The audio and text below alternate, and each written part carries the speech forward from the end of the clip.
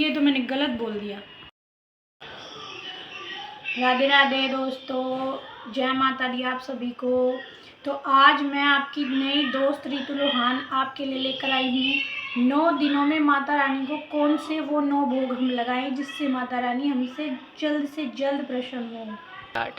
तो सबसे पहले मैं आप लोगों को ये बता देती हूँ कि ये नवरात्रे 22 सितंबर से शुरू होकर और 2 अक्टूबर में संपन्न होंगे। तो चलिए देर ना करते हुए मैं वीडियो की स्टार्ट करती हूँ। पहला नवरात्रा माँ शैलपुत्री का होता है। तो इस दिन माँ शैलपुत्री को गाय के घी से बना हुआ हलवा, रबड़ी या गाय का देसी घी भी हम भोग कर सकते हैं। और माँ शैलपुत्री को नारियल और मिश्री का भोग भी जरूर लगाएं।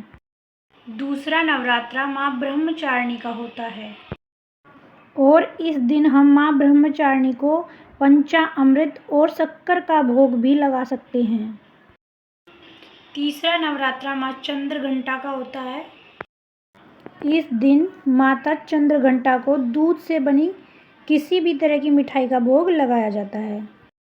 चौथा नवरात्रा माँ कूसमांडा का होता है।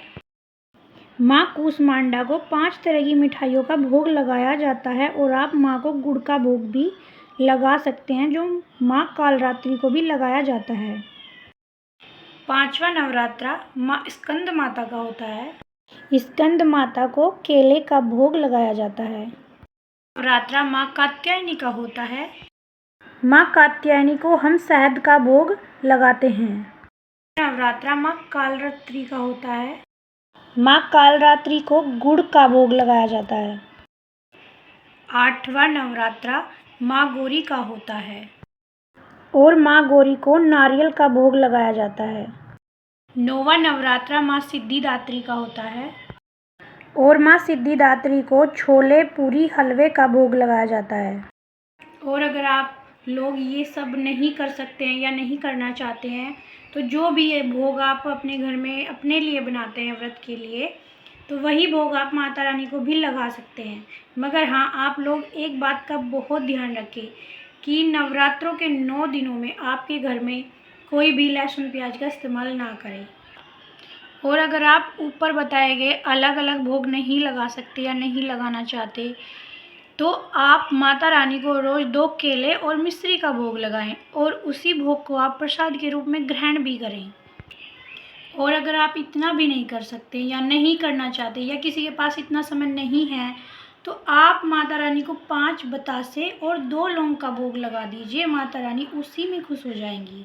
और अगर हमारे जो भाई बहन जिनकी कोई आर्थिक स्थिति अभी सही नहीं है और वो इस बात से विचलित हो जाएं कि इतना सारा भोग हम लोग कहाँ से लाएं, तो उनके लिए मैं आप लोगों को बताना चाहती हूँ कि माता रानी हमारे भाव की भूखी होती है, तो हमें सच्चे मन और स्वच्छ शरीर से उनकी पूजा करनी चाहिए और इसी बात में माता रानी आप लोगों पे प्रसन्न हो जाएंगी।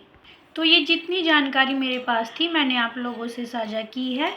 तो ये मेरी वीडियो कैसी बनी है, आप लोगों को कैसी लगी है, हमें कमेंट करके बताएं और प्लीज़ हमारे चैनल को लाइक शेयर सब्सक्राइब कीजिए। राधे राधे, जय माता दी आप सभी को। हमारे नवरात्रे 1 अक्टूबर में संपन्न होंगे, मैं भूल गई थी।